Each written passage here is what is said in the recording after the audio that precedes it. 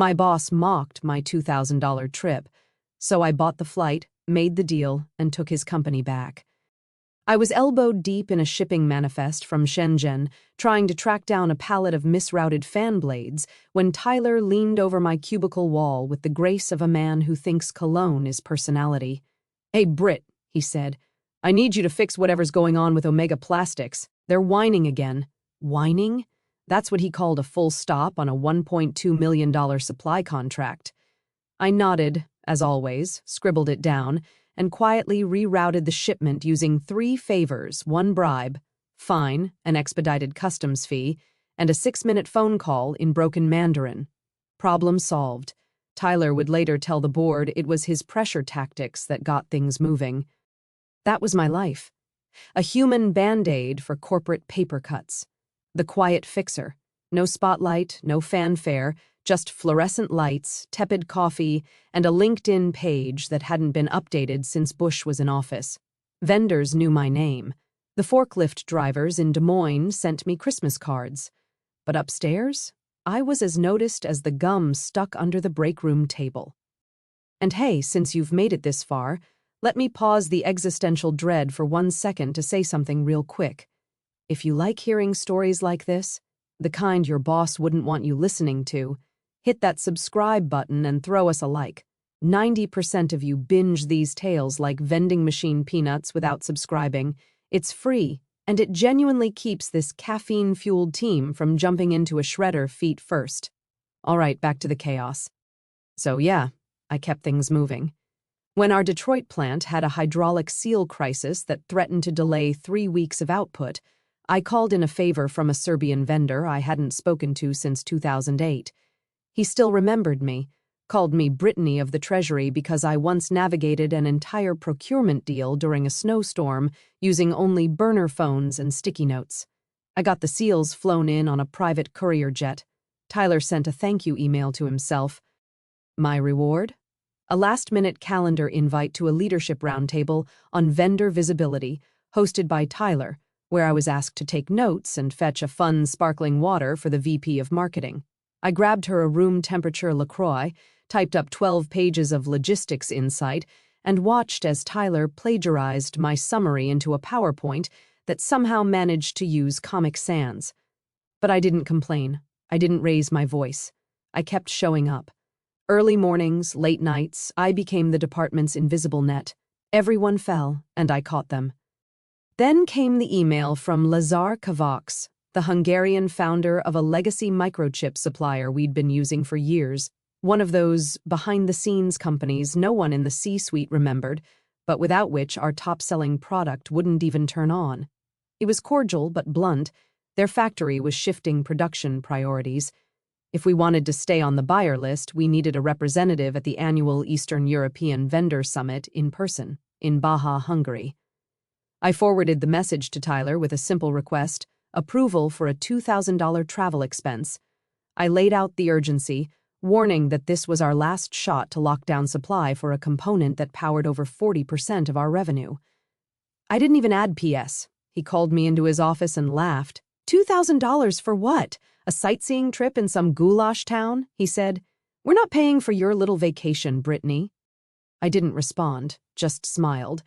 That tight-lipped, frozen smile women learn in middle management when they're being slapped with a condescending insult disguised as financial prudence. He waved me off, muttering something about real priorities.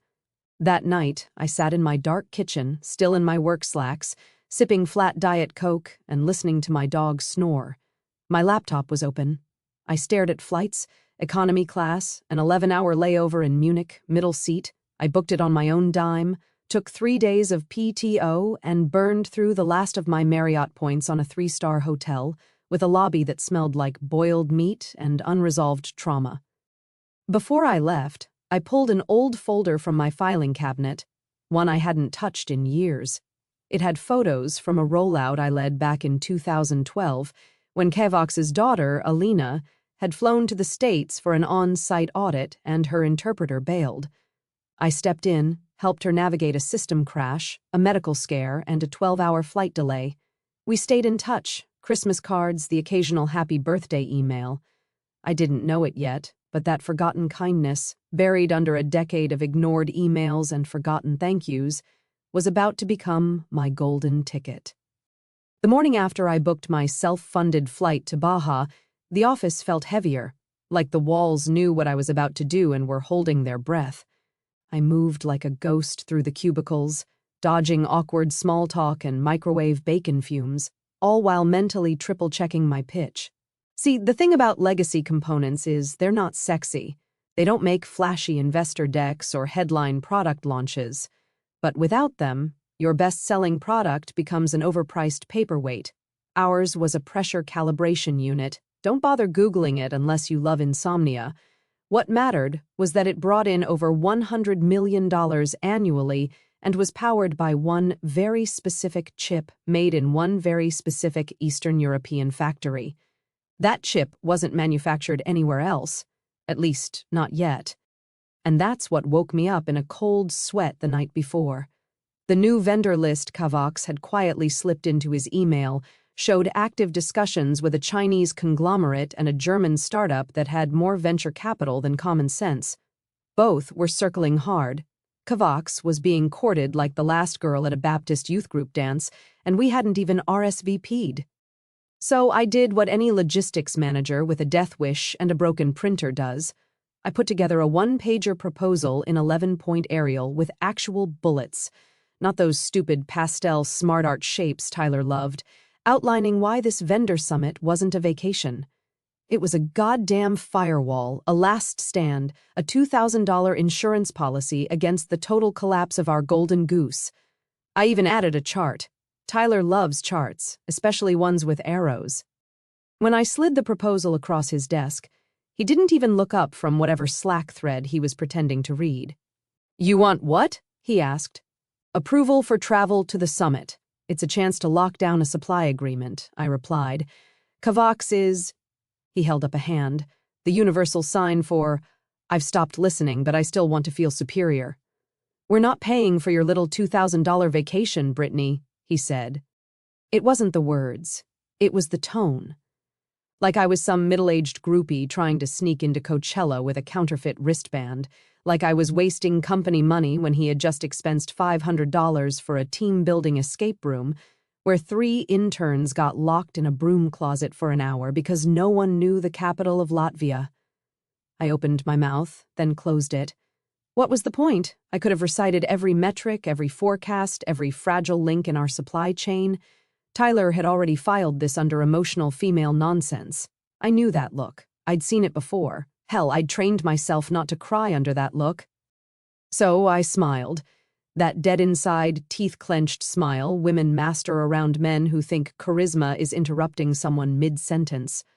"Understood," I said. "Thanks for the clarity." I walked out of his office feeling like a balloon someone let go of mid-helium fill, but under that, something simmered. Not anger, not even betrayal, just precision, like I'd finally stopped waiting for approval from a system built to ignore me. Back at my desk, I emailed HR to confirm my PTO request. They replied with the usual automated form. I submitted it, attached a fake conference itinerary I mocked up in Canva, and made a note to bring back an airport souvenir so no one asked questions, something with paprika or a communist cartoon dog. And I ordered new business cards, just 100, matte finish, burgundy font, name Brittany Sharp, title Independent Vendor Relations Consultant, company Sharp Point Logistics LLC. I figured if I was going to be invisible to my own company, I might as well be visible to theirs. By noon, I had booked my hotel. By 2 p.m., I'd made a quiet call to Alina, the founder's daughter. I hadn't spoken to her in 6 years. She picked up on the first ring. "Brittany," she said, "I got your father's email. I'd like to come to the summit." Silence, then a low chuckle. "You always show up when it matters." I smiled for real that time. Not the workplace version, the real one. "I always try," I said. My PTO was approved with all the enthusiasm of a software update nobody asked for. No questions, no follow-ups, just a bland email from HR confirming the dates. I doubt Tyler even noticed or cared. 3 days later, I was wedged into a seat in row 32 of a budget airline that smelled like wet carpet and bad decisions, knees jammed against the tray table, listening to a Slovakian baby scream like he knew I was flying toward a professional Hail Mary. The itinerary, Columbus to Munich, then a connection to Debrecen, followed by a 2-hour bus ride to Baja, a place that sounds like a sneeze and looks like a postcard from 1987 that got lost in the mail.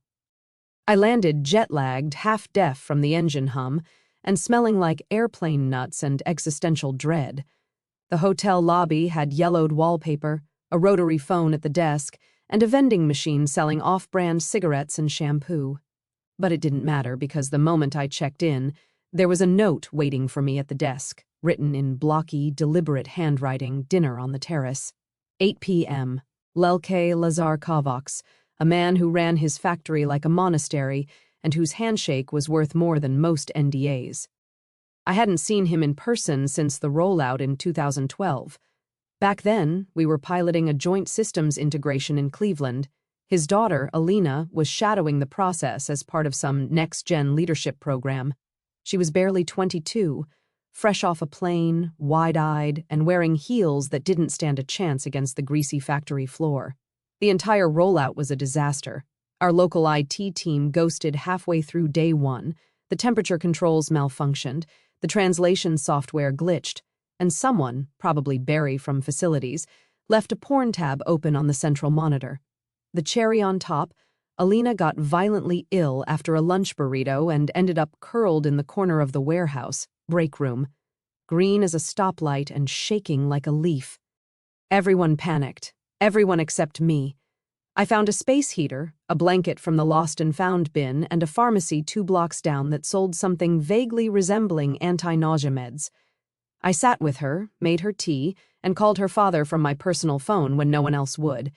She clutched my hand for 2 hours and cried from embarrassment. She was supposed to be proving herself. Instead, she was puking in a trash bin behind a forklift. When Kavox arrived, he looked at me, not with corporate thanks, but with something deeper, respect, maybe, or recognition, the kind you only get when you show up at someone's worst moment and don't flinch. Back in the present, the terrace dinner was quiet, just the two of us. No aides, no translators, just grilled pork, warm palinka, and the sound of old clock towers chiming in the background. "You came," he said simply, eyes wrinkling with a faint smile. "No one else was going to," I replied. He poured the palinka. We didn't toast, just drank. "They want me to move production," he said after a long silence. "Germany offers money. China offers scale, but neither offers what I actually want." I waited. "Trust," he finished. "I want trust. You helped my daughter when she was not useful to you. You acted with care when no one was watching. You remember people, not just numbers." I said nothing, letting the words settle like dust. "Will you represent us?" he asked suddenly.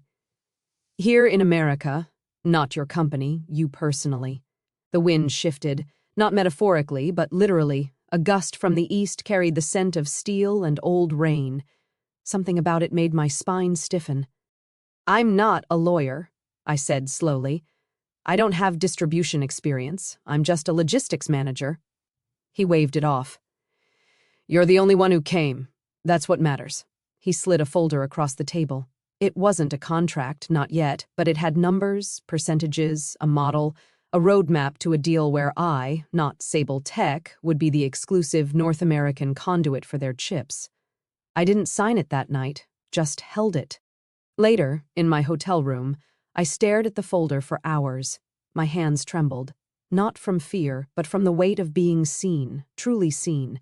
I could still turn back, fly home, pretend this was a sightseeing detour gone sideways, but I knew better. This wasn't rebellion anymore, it was strategy. The summit was held in a building that looked like a Soviet-era aquarium, square, gray, and inexplicably humid. The main conference room had plastic chairs, an analog projector, and one sad ficus leaning like it knew its days were numbered. Vendors from all over the EU mingled in stiff suits, clutching branded USBs like they were sacred relics.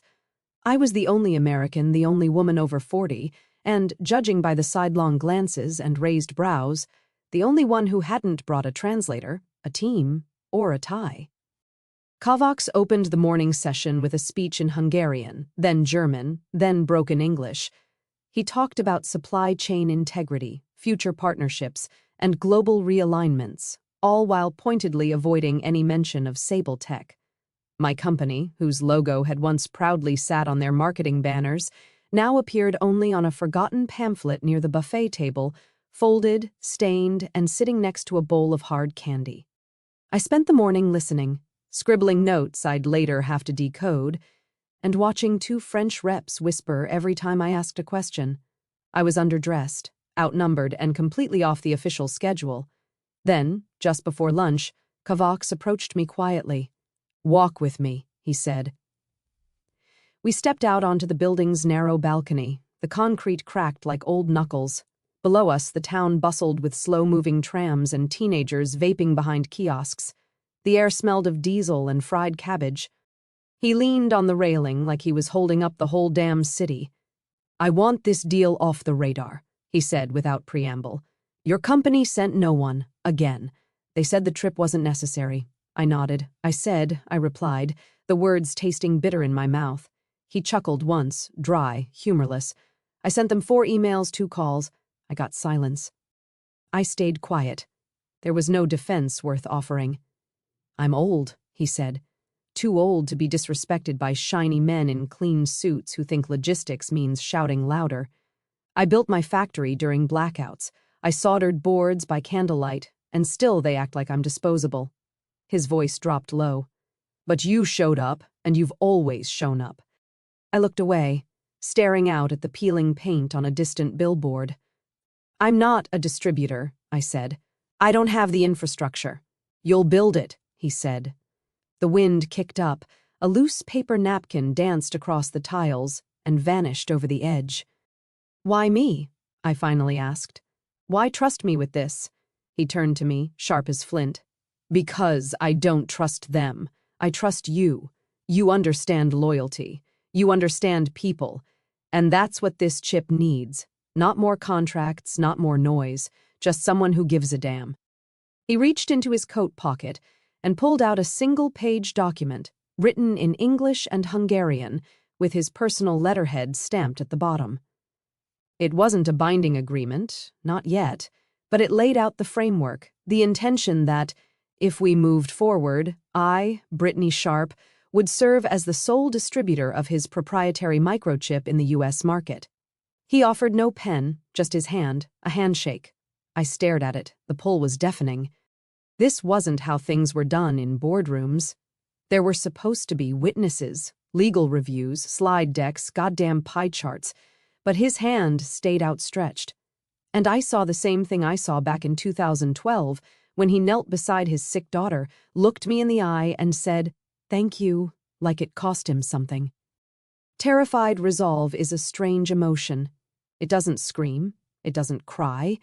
It just acts. I took his hand. He gripped mine like iron and nodded once. The deal was made. Afterward, I stepped into the bathroom and locked the door. My hands were shaking.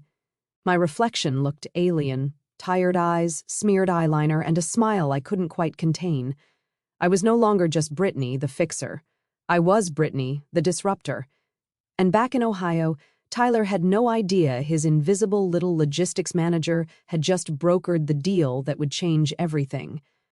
By the time I landed back in Columbus, I was running on 4 hours of plain sleep and the strange, electric calm that only follows irreversible decisions. I didn't go back to the office right away. I didn't even check my work email.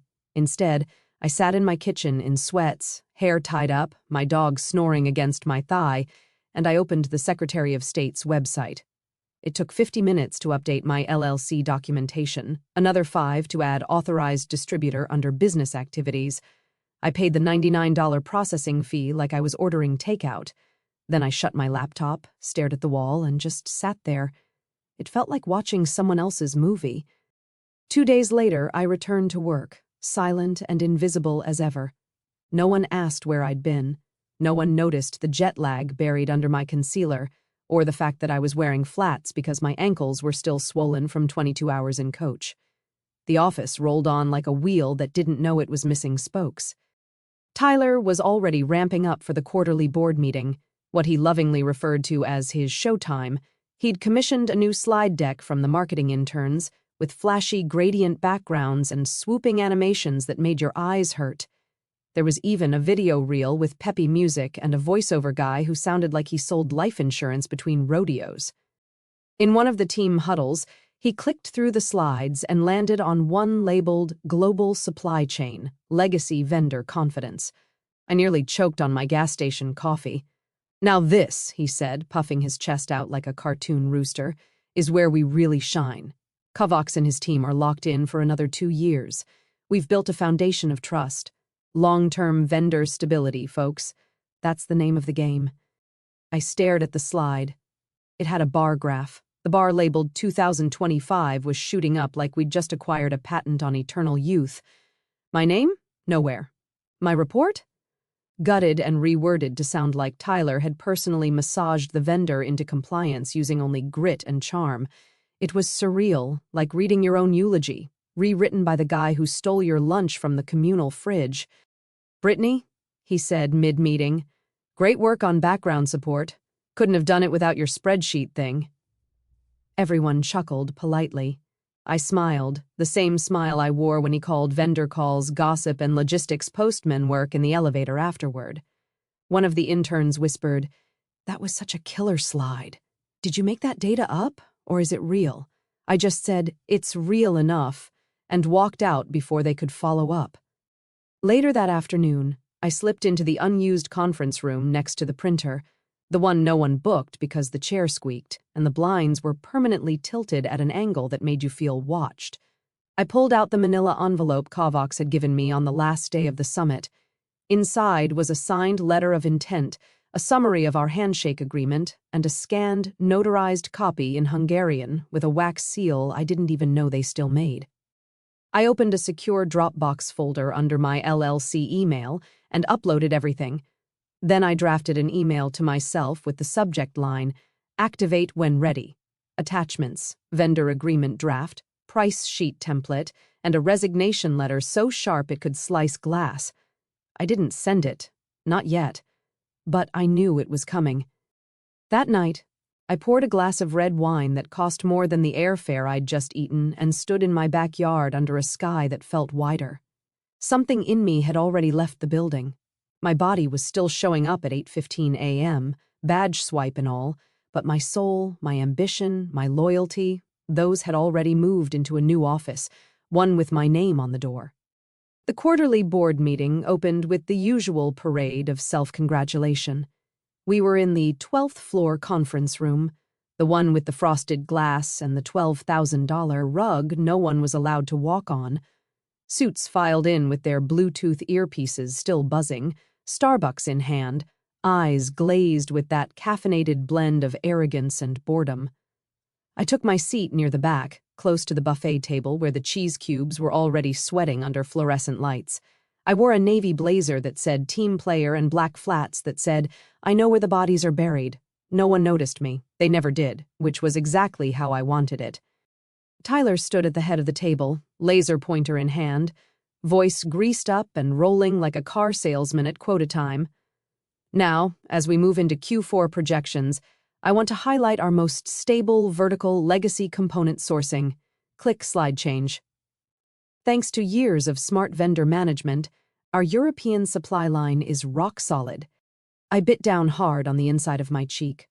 "Locked-in rates, guaranteed inventory," he continued. "Frankly, it's one of the cleanest areas of our operation." At that exact moment, truly as if the universe were playing conductor, a knock echoed against the glass doors. A man in a courier uniform stood there, holding a sealed envelope, tan and thick, with red ink across the front, personal and confidential, to be opened by CEO only. The receptionist cracked the door and whispered something to one of the assistants. A minute later, the envelope was in the CEO's hands. He looked puzzled, then intrigued, probably thought it was a thank you letter or a private invite to a startup's yacht launch, CEO things. Then he opened it. His posture shifted in real time, shoulders collapsed inward, brows furrowed, jaw slackened like someone unplugged him mid-boast. The room, which had been filled with the low murmur of side chatter and coffee sips, fell eerily silent. He read the letter once, then again. Finally, without a word, he slid it across the table to the general counsel, a man who normally looked like he did crosswords during HR briefings. The lawyer took the page, adjusted his glasses, and began to read. The silence stretched. People fidgeted. Tyler shifted from foot to foot and fake laughed, like it was all part of some surprise birthday plan. The lawyer blinked slowly, then looked up at the CEO. "You weren't aware of this?" The CEO just shook his head. The lawyer turned back to the room and scanned the sea of suits until his gaze landed on me, the last person anyone would have thought to question. The spreadsheet girl, the vendor whisperer, the footnote in the PowerPoint. "Where is she?" he asked. I raised my hand, calm, steady, like I was answering a roll call. Tyler squinted at me, confused.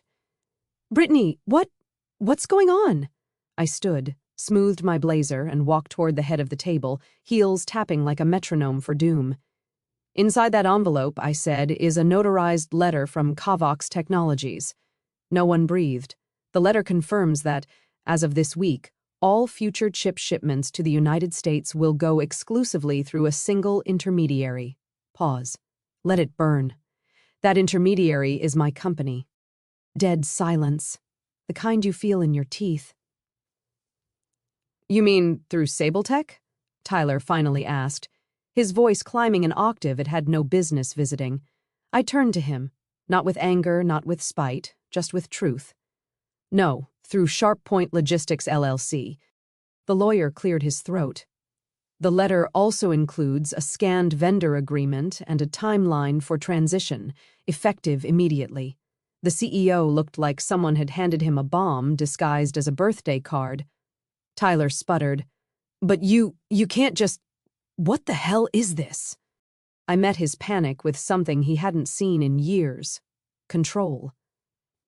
"This is what happens," I said, "when you confuse loyalty with silence. I asked for a $2,000 travel budget. You said no." Then I reached into my leather tote and pulled out 3 documents: my resignation letter, a notice of vendor transition, and a bound price list. I placed them neatly in front of the CEO. "Let's continue the meeting," I said. "You'll want to flip to the next slide. It's about your inventory assumptions." I walked back to my seat, but I didn't sit. I didn't sit because I wasn't coming back. Not to that chair, not to that room, not to that version of myself, the one who waited her turn, softened her voice, shrank her spine to fit in a space too small for her competence. That woman was gone, buried in a shallow grave of unpaid overtime and reheated team lunches. I walked to the center of the room, placed my hand on the CEO's chair, lightly, like claiming territory, and said, "There are 3 documents in the packet. First, my resignation letter, effective immediately." The CEO didn't look up. He was still staring at the vendor letter like it might rewrite itself if he blinked enough times.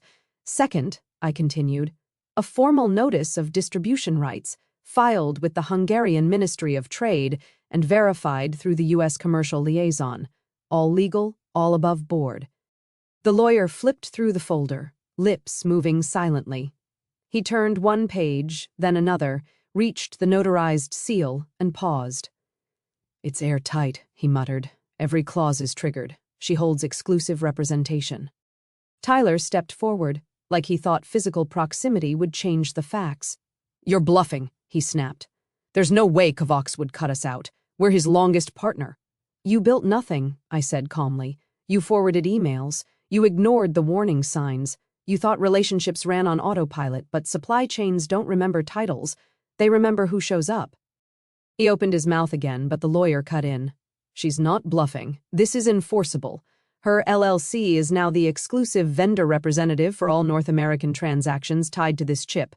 There it was, my name, once whispered behind a cubicle or scribbled at the bottom of a Gantt chart, spoken aloud in a room full of people who'd once forgotten I existed.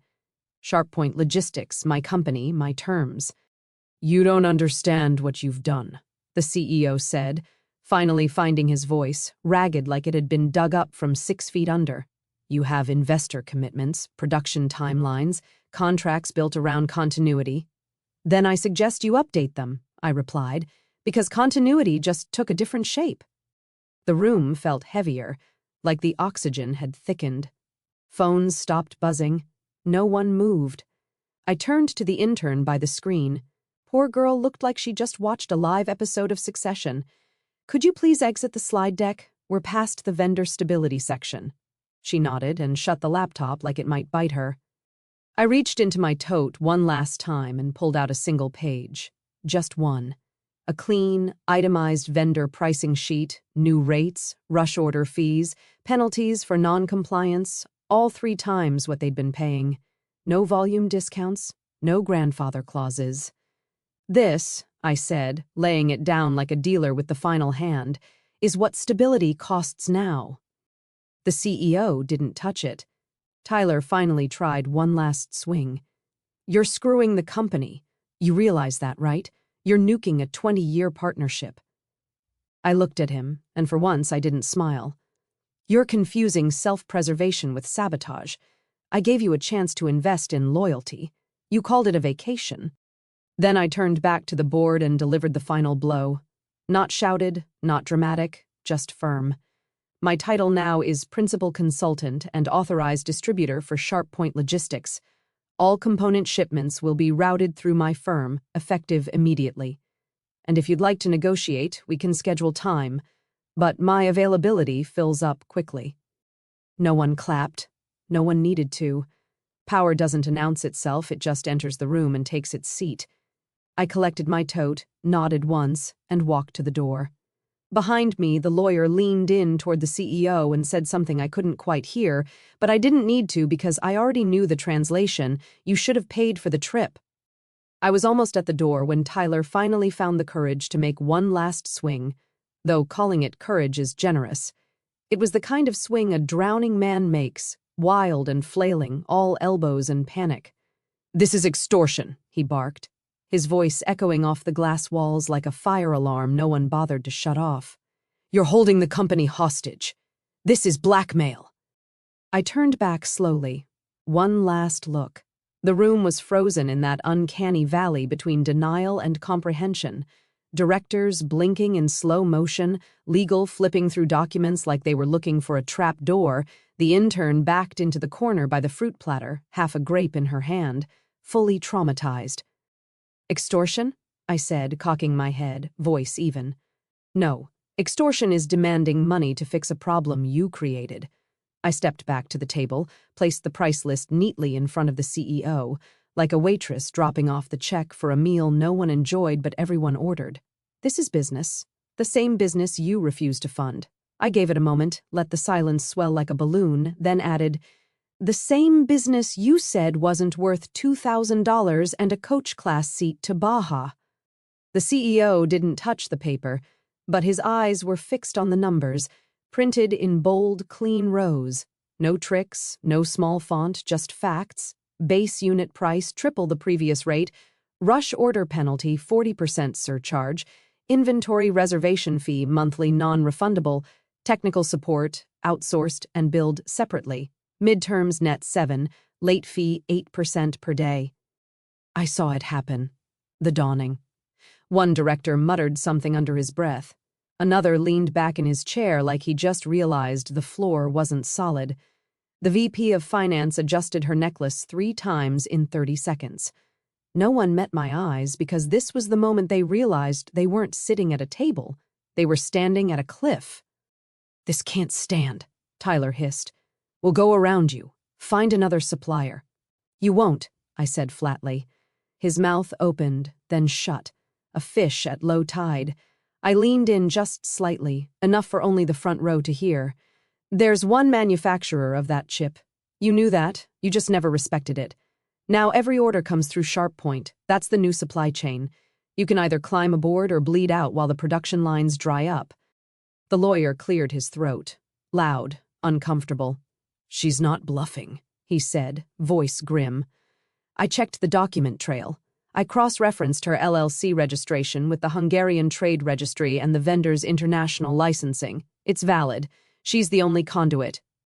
The CEO's lips were pale, the kind of pale that says, I've made a mistake so massive it might echo through every quarterly report until I die. Still, he tried to keep face. What's your angle? He asked. You want revenge? A payout? A promotion somewhere else? I looked at him, unblinking. I want you to feel it.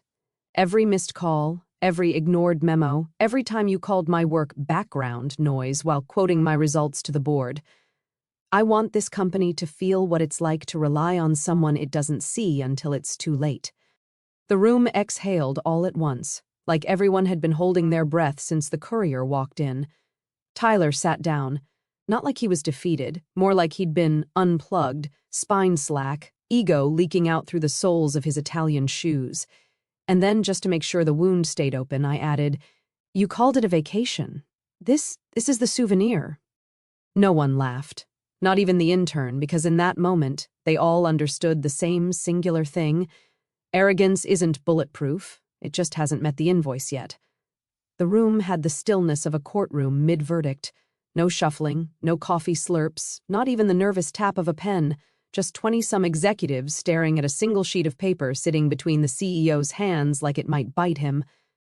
The amended order form listed the minimum volume commitment, new shipping schedule, and my new pricing structure in stark, clinical black and white. No fluff, no loopholes, just numbers, cold and uncompromising, like winter steel. A mirror held up to a boardroom that had spent too many years congratulating itself for breathing. The CEO stared at it for what felt like an hour. His right hand hovered above the signature line, the kind of hesitation you only see when a man realizes his empire has a landlord now. Then he picked up the pen. It trembled slightly, enough to notice, not enough to excuse. One stroke at a time, he signed his name. I watched as the ink dried in real time, sealing a new era with all the grace of a funeral. He didn't look up, didn't speak. I didn't gloat. I didn't need to. I collected the signed form, folded it once, and slid it into the leather portfolio I'd bought 15 years ago at a clearance sale, back when I still thought climbing the ladder meant something if you smiled enough and said, "Thank you," even when you were bleeding. Then I turned toward the door. Tyler sat hunched in his chair, face pale, jaw tight, his tie loosened, his reputation unraveling like a cheap cardigan caught in a snowblower. I walked past him without a glance, no eye contact, no last word, not even a smirk. He wasn't worth the punctuation. I reached the door, opened it slowly, and let the sunlight pour in like judgment. For 1 second, just one, I paused, half in, half out, my heels on their carpet, my name in their mouths, my deal in their hands. Then I said it, soft, clear, final. You thought the trip was too expensive. Now you get to find out what cheap really costs.